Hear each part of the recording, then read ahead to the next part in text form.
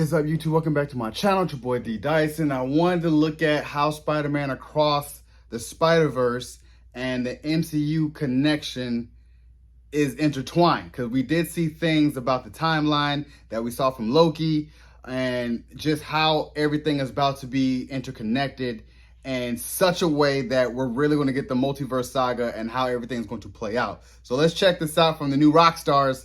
Spider-Man Across the Spider-Verse MCU Connections Explained, and hopefully it's from MT. Let's check this out.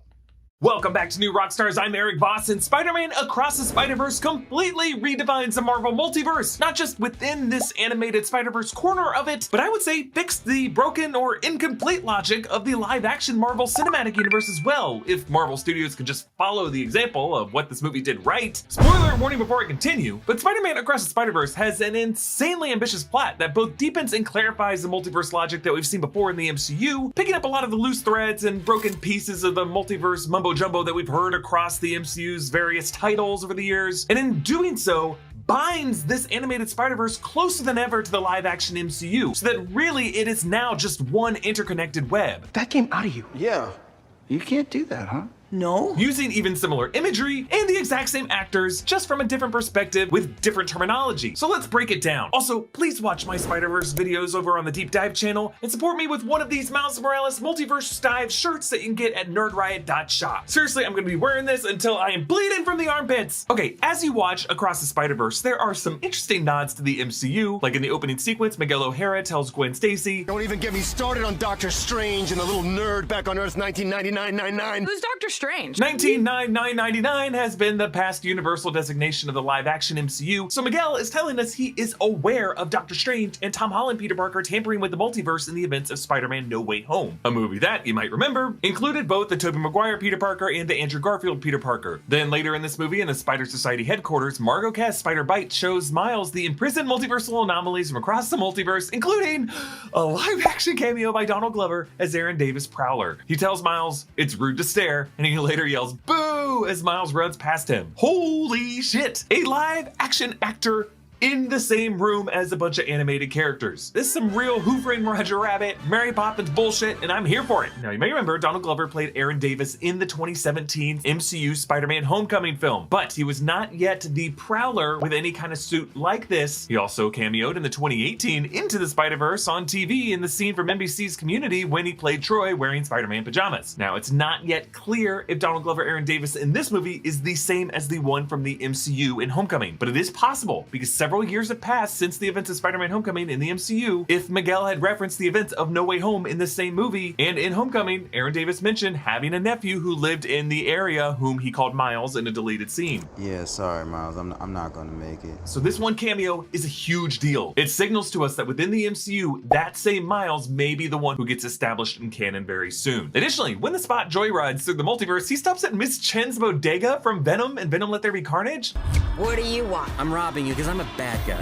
Now, it's interesting, this movie labels this universe Earth 688, meaning it's also a codified part of this vast Spider-Verse, which you may remember, also connected to the MCU from the post-credit scenes of Venom Let There Be Carnage and Spider-Man No Way Home. There is still a Venom symbiote crawling somewhere around the MCU. So all this brings us to the big scene with Miguel O'Hara, where he explains the multiverse from his perspective. He projects a web of red lasers and he says, this is all of us, all of our lives woven together in a beautiful web of life and destiny. The web of life and destiny in the Marvel Comics is the name of the cosmic force that connects all spider things together. But here Miles gasps, the Spider-Verse? And Miguel responds, the Spider-Verse? That's stupid. And then he says, Arachno-humanoid polymultiverse. but he admits that sounds pretty stupid too. Now for a brief moment here, there is a separate projection showing the web of life and destiny as a white snaking vine with branches. It's the same exact imagery of the sacred timeline in the multiverse that the MCU has used in Loki and then in the post-credit scene of Ant-Man the Wasp Quantumania with the Kang Dynasty. This was Miguel's way of showing all of existence, but specifically for spider people, they're connected by these angular webs with nodes. Miles asks about these, and these nodes where the lines converge, and Miguel explains, they are the canon, the chapters that are part of every spider story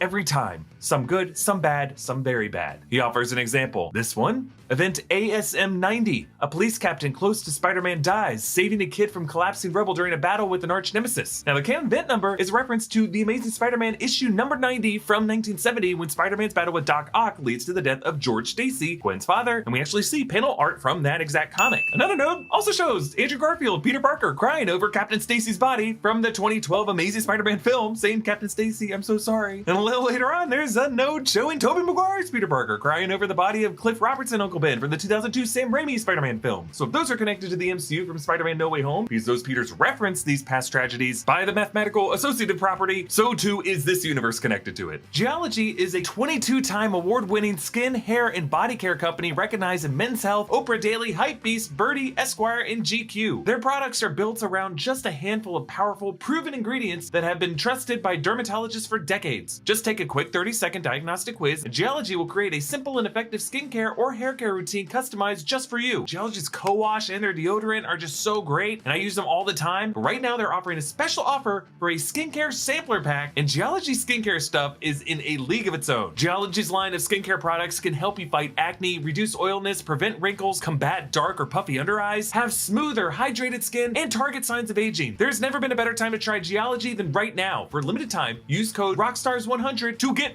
100% off your personalized 30-day skincare sampler set. All you have to cover is the $4.95 for shipping. What a deal! On top of that, new Rockstars fans get an exclusive bonus offer of up to 50% off on an additional skin, hair, and body product of your choice when you add it to your trial. Click the link in the description or go to geolog.ie/rockstars100 to get started. Miguel continues to explain, canon events are the connections that bind our lives together. And he later says, break enough canon, save enough captains, and we could lose everything. So canon events seem to be what the animated Sony Spider-Verse is calling what an episode of Marvel Studios What If called absolute points. Fixed, inevitable plot points in a character's destiny that cannot be bypassed without threatening the fabric of existence. For Doctor Strange in that universe, it was the death of Christine Palmer, and across the Spider-Verse, one of many examples was the death of Inspector Singh in Earth 50101, the father to Privateer Prabhakar's girlfriend who was supposed to die in Mumbai, but Miles saved him and he disrupted that canon event. It's worth noting that in the case of that episode of What If, the Doctor Strange episode, when reality began to erode, it also did so in the medium of oozing black ink,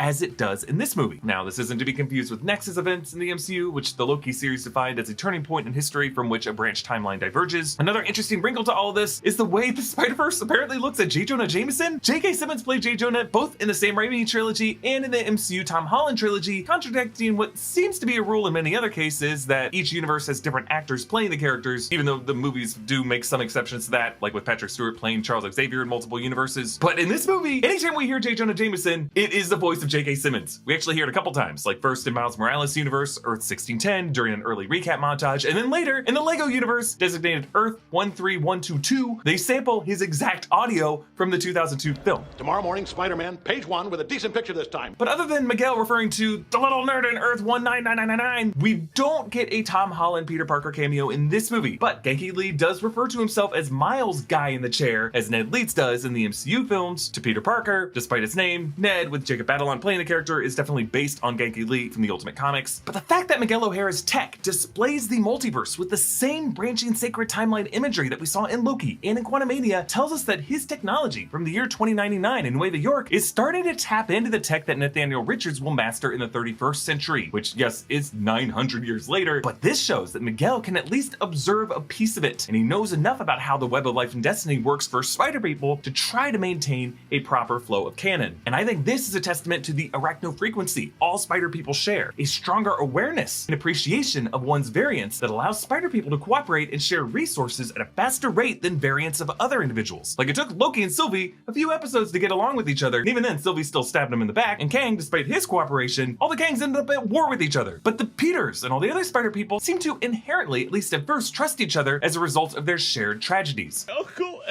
Let me guess.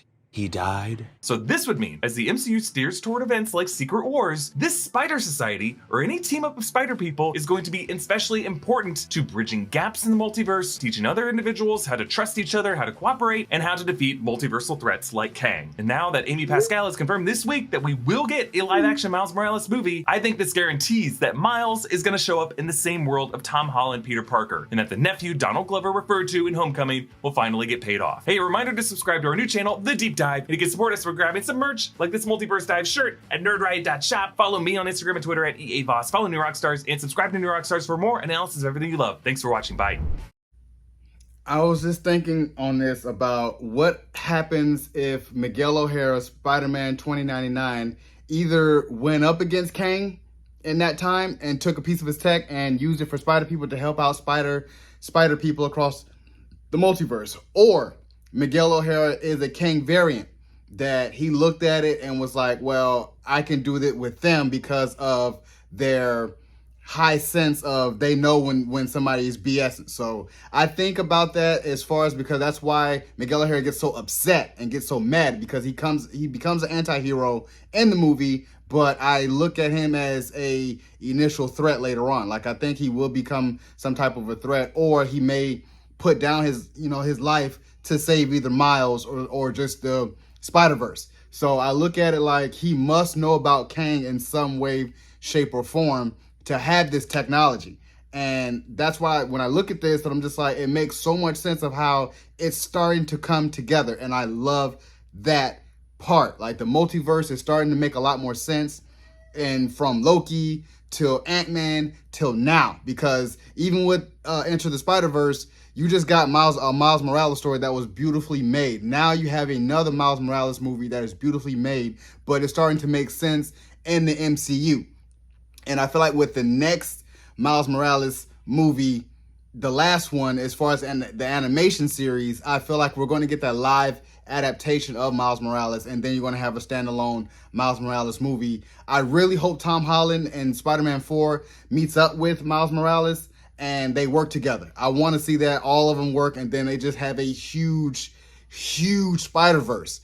And I would love to see Tom Holland play Spider-Man still. Like, you're still Spider-Man, dude. Like, you come through with cameos, like, Avengers Secret Wars or Avengers down the line. I would love to see that Tom Holland Spider-Man just come back in some way, shape, or form, just like Tobey Maguire and Andrew Garfield. Like, just come back, and I think that'll warm everyone's heart. But I love this movie. I love how it's coming together. And I just wanted that part explained with why Miguel O'Hara is so pissed off with Miles. And I understand why he was telling Miles, hey, you're not supposed to be Spider-Man, and Miles took it like, man, I'm an outsider, but here we are, and that's why I look at it like he's basically a variant anomaly that wasn't supposed to be, but he is there. So you have to fix that. And I look at it like it's nothing to fix, but it's something to where this is how it's supposed to be. And I love that. So, you guys enjoyed my reaction to Spider-Man Across the Spider-Verse MCU Connections Explained. Subscribe to my channel. Subscribe to the New Rockstars. This is where I go for all the analysis. Every time I do a breakdown, anytime I watch breakdowns, it's from New Rockstars. Subscribe to them. Subscribe to my channel. Post a comment down below. Let me know if I was right or if I'm in the ballpark. And again, subscribe to my channel and like the video. It's your boy, D. Dyson. Peace.